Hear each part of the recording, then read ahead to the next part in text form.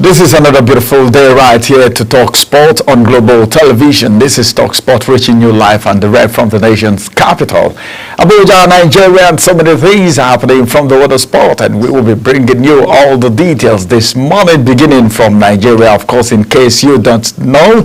And the Super Eagles are already warming up in camp. A number of them were in camp from yesterday, and so many more still arriving. The camp, we'll talk about that on the program this morning. And of course, we will get to Europe to see what is happening from there. And of course, don't forget that a lot of Nigerians are already thinking of what will going to be happening for the Super Eagles and with the Super Eagles as they prepare for the World Cup.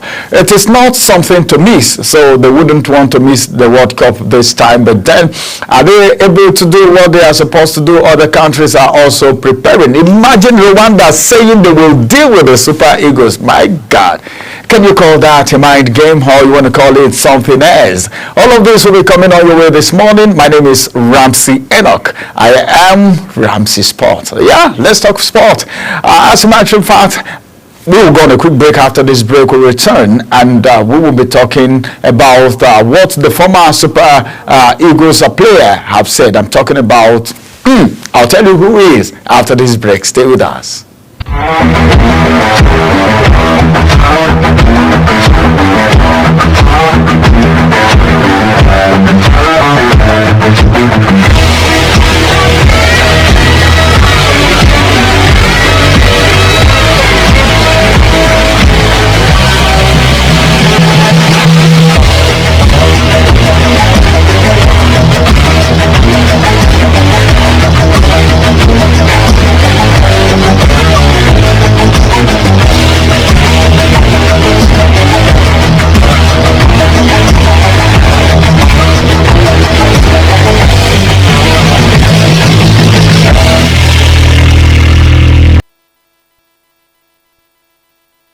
Welcome back from that break. Of course, let me adjust my glasses because I need to tell you something very sweet right now about former Super Eagles player Emmanuel Amunike. Amunike have said, well, this is a warning that the 2026 World Cup qualifiers will be challenging for Nigeria as the team prepare for the crucial matches against Rwanda. Not just Rwanda alone. You should also know that Zimbabwe is also in the mix. And this is what he said in his word. I would like to quote what Emmanuel Amunike told us.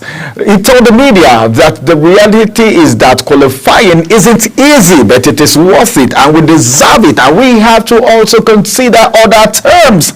And of course, the other teams are also coming to get the win, the goals. That's what they are coming for ahead of the Super Eagles clash with Group C leaders Rwanda in Kigali, and that's going to be happening on Friday. My God, I can't wait for that day to come. Well, I just want the Super Eagles to make us smile. They should make us proud. Remember, Emmanuel Amunike was once a player and he became a coach, and you know where he is right now in the MPFL. The Super Eagles currently sit 5th in the Group C with just 3 points from 4 matches, making it consecutive victories essential to boost their chances of reaching the tournament co-hosted by the United States, Mexico, and of course Canada. And that's not a game to miss at all.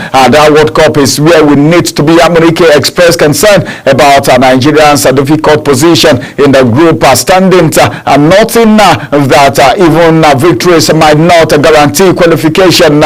According to another statement that Emmanuel Amunike made, he said, to be honest, I must be sincere with you guys, we are not in an easy position right now. Even if we win, it's not just all about the winning, but the team above all. In fact, the two can win their games because they are not coming to just watch you play. They are also coming. It is a competition and they would want to win their own matches too. And according to Emmanuel Amunike, he said he hoped that they can, as a matter of fact, likely as a Nigerian, we like to say anything is possible. That is our faith, that is our belief, according to Emmanuel Amunike. He said, but we also must have to look at the facts. The fact is the fact. It is real. We must say it. It is not going to be easy for the Super Eagles. That's Emmanuel Amunike saying. He's a former Barcelona winger, and he emphasized the importance of focusing and determination from the players as they face this crucial fixture. The fixture is crucial for me. Let's put one or two together and see what is happening.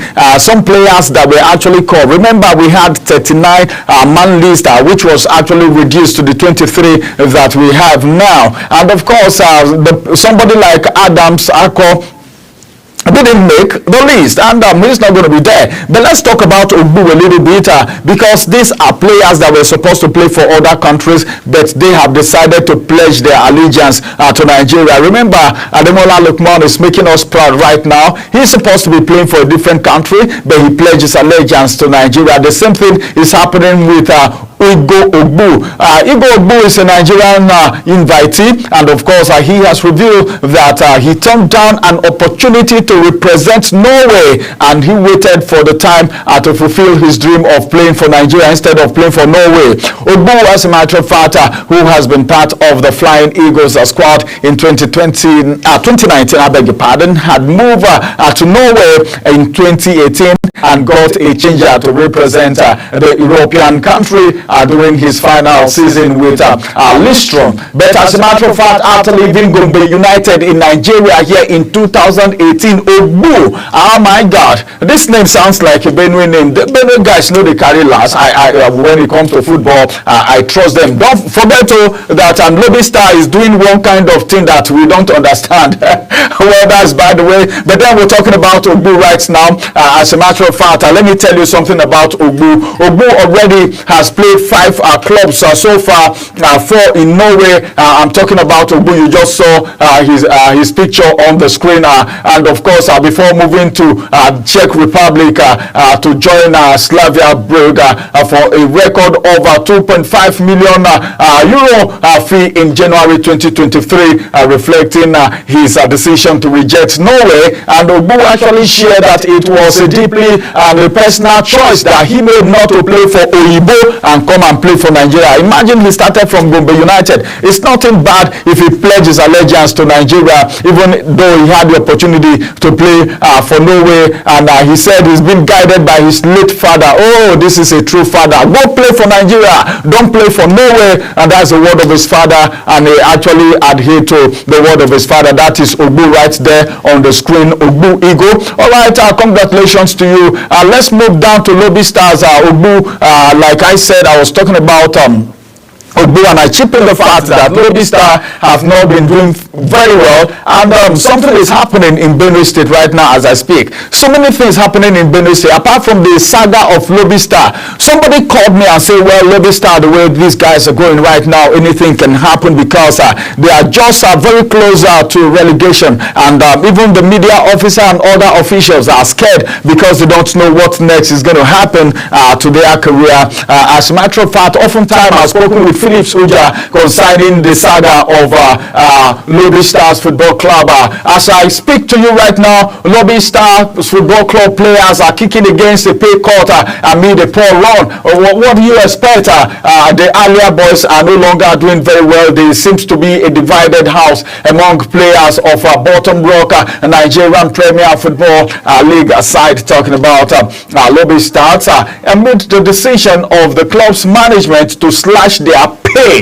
If you are not playing well, we need to slash your pay. We cannot be paying you full when you are not playing well. We hire you so that you can play this football and get the trophy and get the money for the Benue State government, and of course make Lobby Star club players and of course the fans are happy. If you're not doing well, the management has no choice than to slash your salary. Slash it.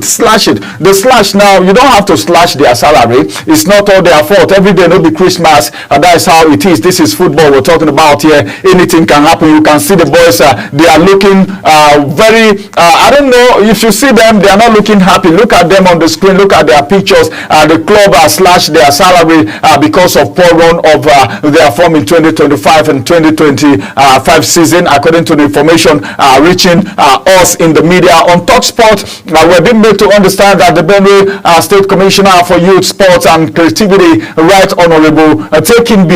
Iyange, last week announced the intervention of the management to impose a pay cut on the players who are not not measuring up to standard. Now, primary school, I don't like this. I don't like this, man. I don't like this. This is not how it is supposed to be. You should find out why the players are not performing fine.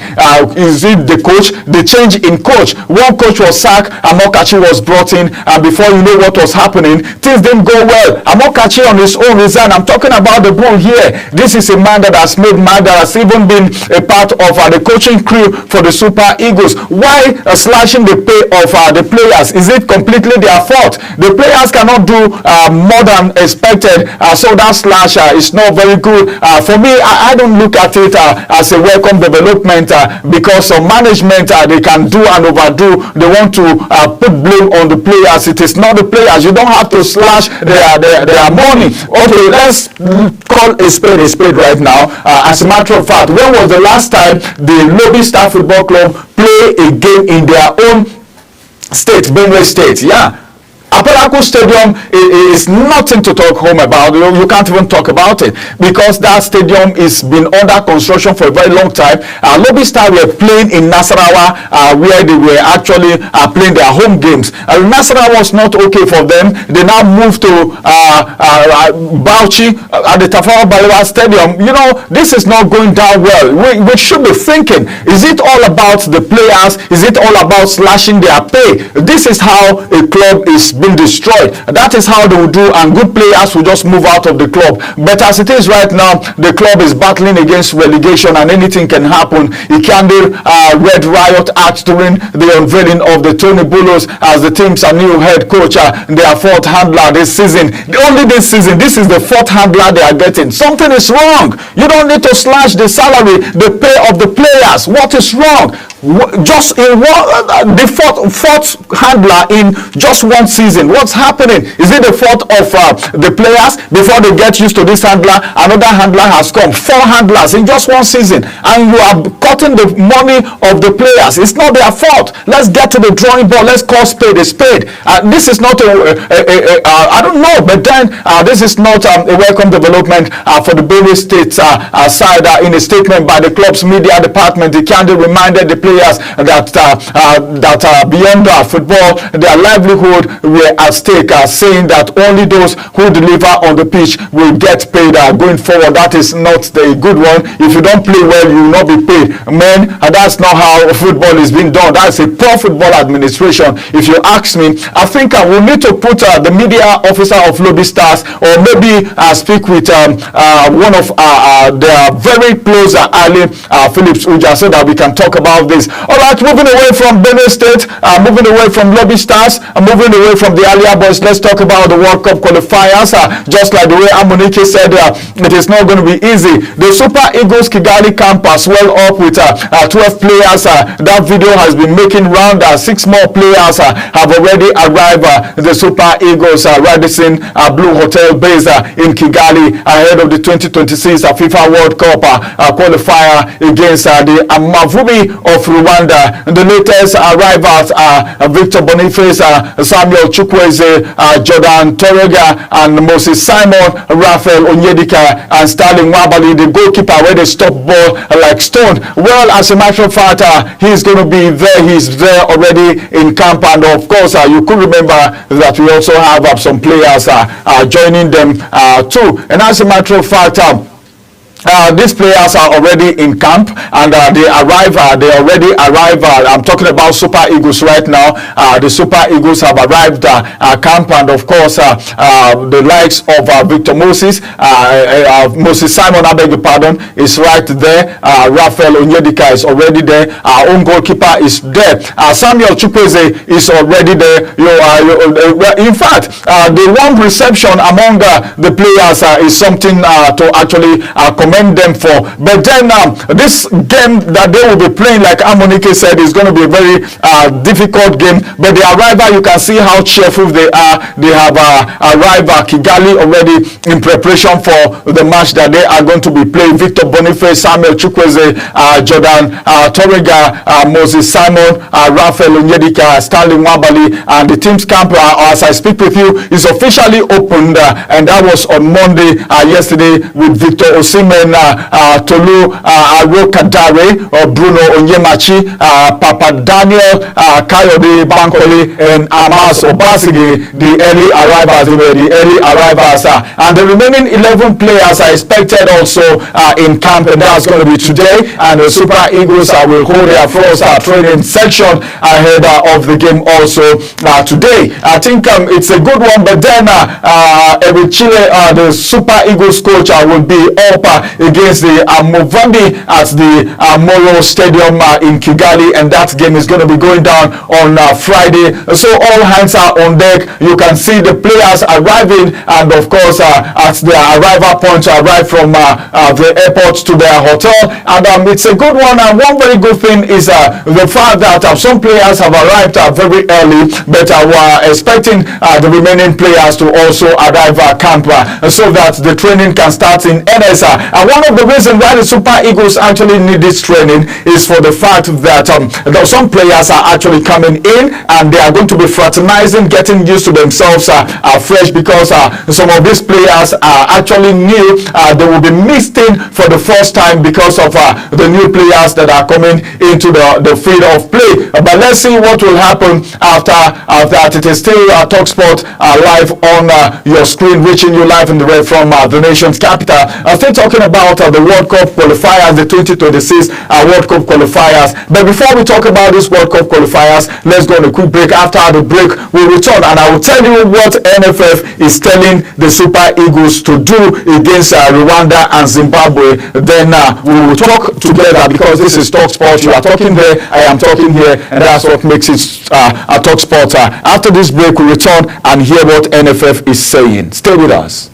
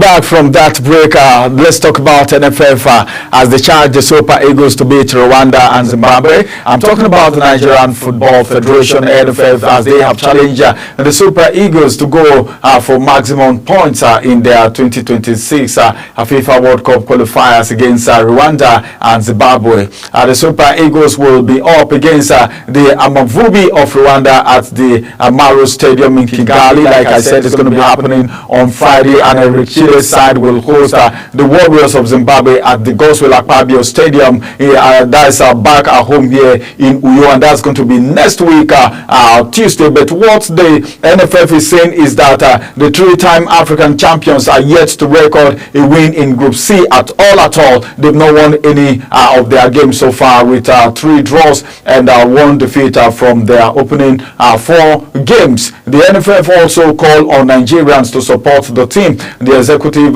committee also charged the players to go all out for the 6 points in both matches. You need to win this one and get 3 points, win this one and get 3 points to boost Nigeria's qualification hope. According to the communique at the end of the NFF executive meeting, they said it is also called on all Nigerians to support and encourage the team. That is going to happen, but then it is not about size. This is Rwanda talking to Nigeria Super Eagles now. You guys may call yourself said, Super Eagles, you guys may be big, you may be giant, you may have muscles, but then according to the coach of Rwanda, talking about Constantine, he has said, I don't know, but then he was once a coach of Rwanda. He's a former Rwanda coach, and Stephen Constantine believes that the Amavubi will crush the Super Eagles ahead of the Friday's 2026 World Cup qualifiers that will be going down in Kigali. Do you hear that? He said it's not all about the size. It's not all about how big these guys are, but then they are ready, according to Costain, who managed Rwanda from 2014 to 2015, told the media in an interview that what it takes to overcome the Super Eagles. He already told them that he also stated that Rwanda shouldn't be judged by its size. They may be small. They may be, they might not be the giants of Africa like Nigeria is, but because the players are hungry and determined to qualify for the World Cup. That's what's very important, and that's the basic. The hunger to qualify for the World Cup, and their population doesn't matter. And he thinks that Rwanda have been underestimated for a large degree, but there is talent in Rwanda. That's what the former coach have said. All right, moving away from there, let's go to Edo State right now. So many things happening in the world of sport. Someone complained some few times ago about sport administration in Nigeria, and of course getting the talents, catching them young is very important. The Edo Sports Commission is seeking sponsorship for the sport festival, according to the executive chairman of the Edo State Sports Commission, Madin Nabuli, has appealed to the United Bank for Africa to sponsor the forthcoming Edo State Sports Festival, scheduled to hold from April 21st to May 1st, 2025. Nabulele made the appeal on Monday, that was yesterday, during a visit to the regional manager and Isede Osage in Benin City.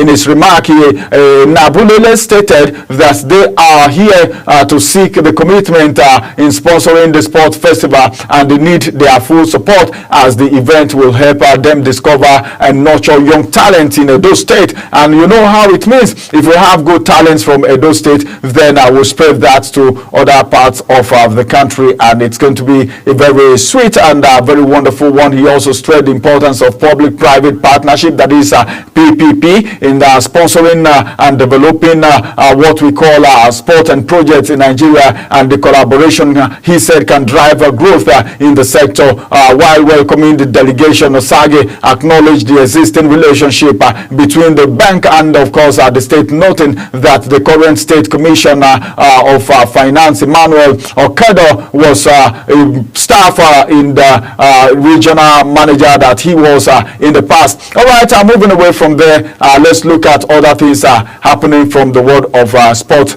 this morning. And as a matter of fact, before I move on, let me just make some statement. Let me say some things about our sport festival in Nigeria. I could remember when our sport festival was a talk of town.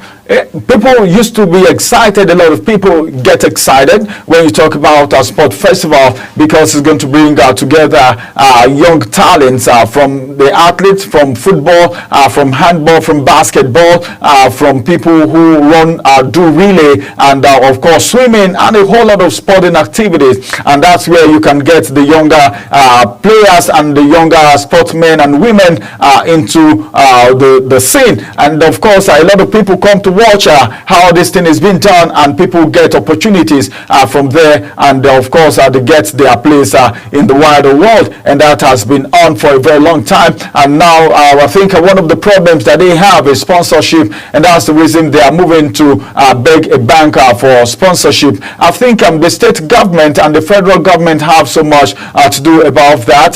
Something is lacking here, and that's sport administration and the investment. A lot of money is being invested, but then where do this money go to? And what's been done with this money oftentimes? These are the kind of questions that a lot of people ask. And as a matter of fact, we need to call spade a spade, because sometimes you see people wasting and squandering money that is meant for a particular thing. A sport is one game that you can't take away is football, and of course sport has a way of promoting the culture of the people, and that's why anything that has to do with the Super Eagles, especially qualifying for World Cup, a lot of people look forward to it. Let's move away from there and go to other things happening from the world of athletes this time, as Amusan Brume Ofili absent from World Athlete Indoor Final list. It's so pathetic, it's so heartbreaking that the World Athlete has released the final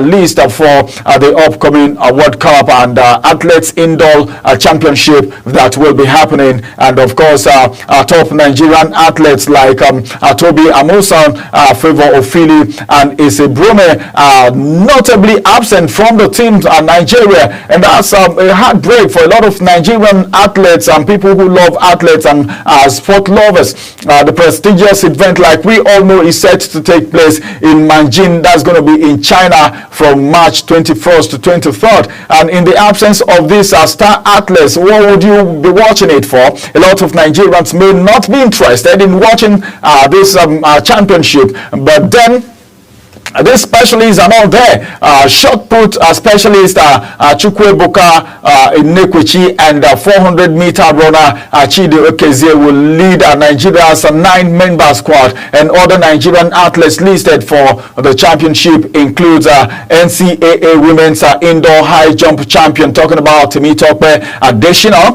Then we also have the African Indoor Record holder in the men's 400-meter Ezekiel Nathaniel, and Paris Olympic finalist Prestina Uchonogo. As a matter of fact, the team is completed by the Edidon Udo, James Omoka, Ifeanyi Ojele, and of course Joshua Kalem. Nigeria's contingent, as I speak with you, consists of 7 male and 2 female athletes competing primarily in high jump, long jump, and of course 400-meter shot put, and the men's 4x400 meter relay. And that's what is going to be happening from there. And of course, I don't know, but then I think it is something that is worrisome, because a lot of money is going to be spent in this game, but at the end of the day, if didn't come back with the gold medals, I don't think it's going to go well for the country. But I think one of the very surprising thing is the fact that some of our major players are champions, people that you can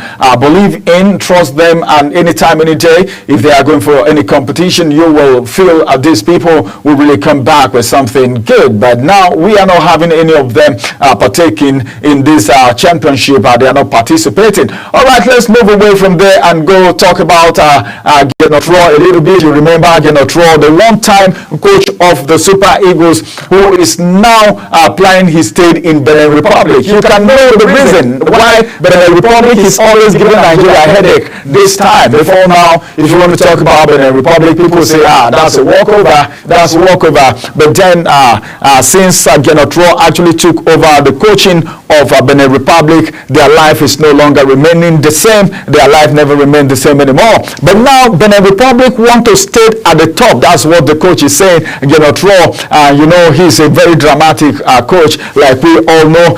Speaking about the head coach of Benin Republic national team and former Super Eagles coach Genotro has expressed his desire to actually retain the spot at the top of the 2026 World Cup qualifying Group C as the series enter match day 5 and 6. The Benin Republic are joint top in the group, which also has Nigeria. So Nigeria will be playing with them. And of course, you know, Genotro has been the coach of the Super Eagles before, so he know how the Super Eagles do their thing. And as a matter of fact, talking about Genotro, you know, Genotro is a go-getter.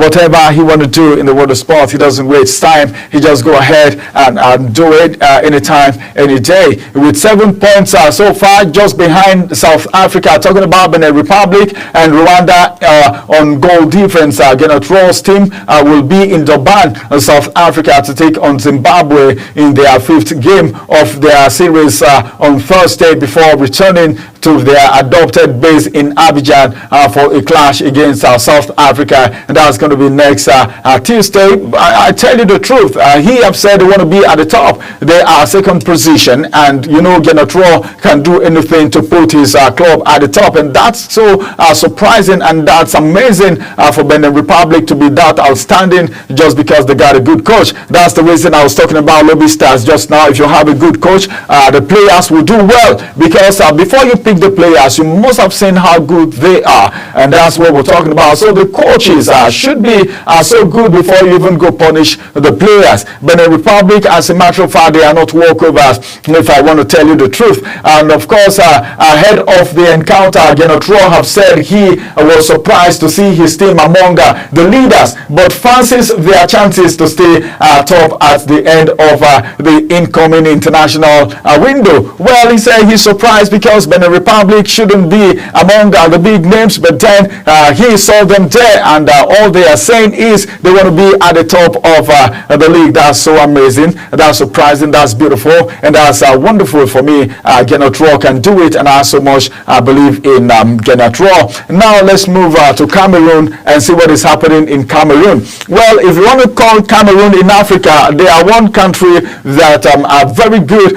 Talk about Cameroon, talk about Mali, talk about Algeria, and talk about Egypt, talk about the Super Eagles of Nigeria. These are countries that you can't just push aside when it comes to Africa. Let's talk a little bit about Cameroon as they target their own 3 points against Eswatini. Well, this qualifiers is not something to joke with, because everyone really want to get there.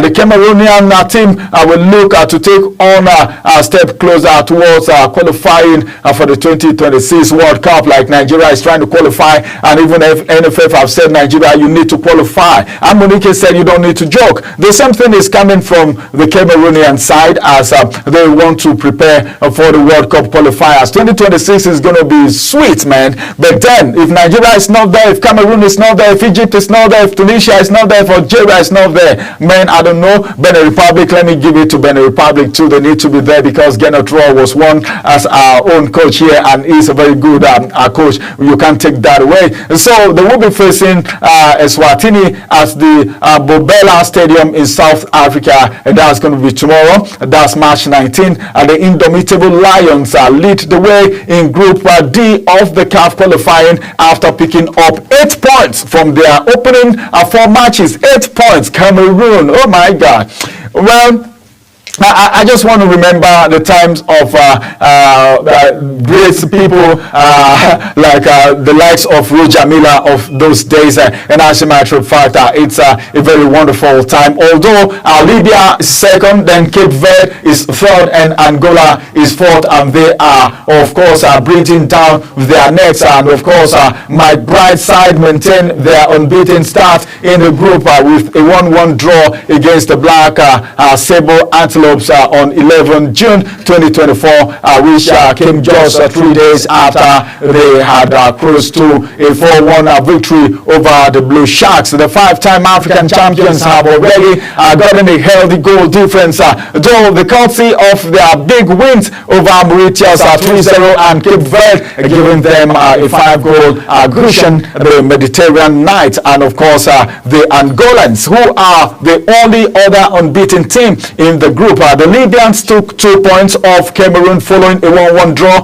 on a 21 number 23 2023. That was in November 2023, and they trial the Central African Giants by just 1 point to be tied with Cape Verde on 7. My God, Cameroon, man, this is a very tough group, man. This is a very tough group. I was thinking Nigeria has got the toughest group, but then I can see other groups being tough right now. This is World Cup we're talking about here, and every country wants to be at the World Cup. Nigeria Super Eagles just make us proud. I'm so happy because new players have been injected into the Super Eagles right now. People who want to make names. You can see as far as getting people from the MPFL, these are guys that really want to make named for the country and make the country proud. So let's make it happen. World Cup, we need to make it interesting in 2026. Now, let's talk about something else right now. Players Hostel, NFF, the Nigerian Football Federation, NFF says the construction of Players Hostel and the new training pitches will be completed in 2027. That's going to be next year. According to the information reaching TalkSport this morning, it's been said that it is contained in a press statement by the Federation on Monday yesterday, and they said Ibrahim Musa is the one talking now. Ibrahim Musa Gusau, he is the leader of the NFF administration, and he has added another milestone again today when the groundbreaking ceremony for the construction of Players Hostel and a number of new training pitches hold in Abuja. The groundbreaking will be done by the Speaker of the House of Representatives, Right Honorable Tajuddin Abbas, GCON, and of course they've named the NFF FIFA Players Hostel. The 68-room facility is located at the heart of the Package B of the MKO Abiola National Stadium in Abuja, the Federal Capital Territory, and almost directly opposite the NFF Secretariat, and it is a two-wing edifice, very big, very beautiful, very mighty, with a and B section. I think that's good enough, and it has a total of 62 single rooms. My God, that's going to take all the players and even the official for suites, and of course 2 executive suites. Alongside the hostel is the construction of 2 new training pitches, one synthetic and one natural grass.